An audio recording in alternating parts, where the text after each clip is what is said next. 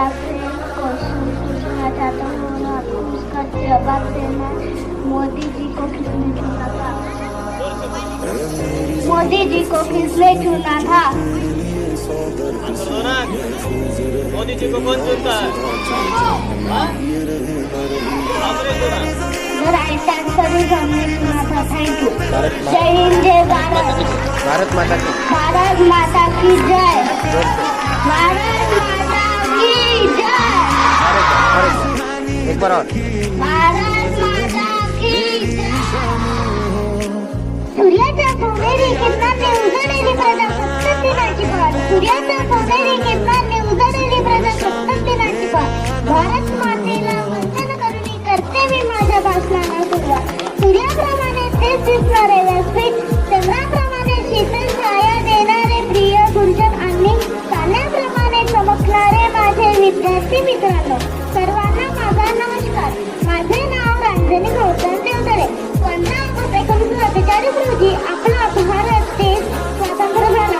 पण भारताला खरे स्वातंत्र्य मिळाले 26 जानेवारी 1950 रोजी डॉक्टर बाबासाहेब आंबेडकर यांच्या अध्यक्षतेखाली एक समिती नेमण्यात आली. 26 जानेवारी 1950 रोजी संविधान लागू करण्यात आले. तेव्हापासून हा दिवस प्रजासत्ताक दिन म्हणून साजरा करतो. चला करूया संविधानाचा आदरात, चला करूया संविधानाचा आदरात.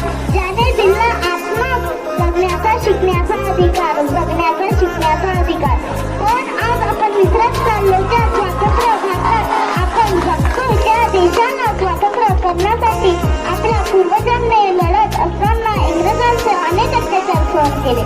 मला तर वाईट वाटते या गोष्टीचं की आजचा नौजवान कानाला हेडफोन लावून बाईक जोरात चालवताना हे विसरून जातो ज्या धरतीला तो फिरवतो त्या धरतीचा हिस्सा मिळवण्यासाठी माझ्या पूर्वजांनी बलिदान दिले.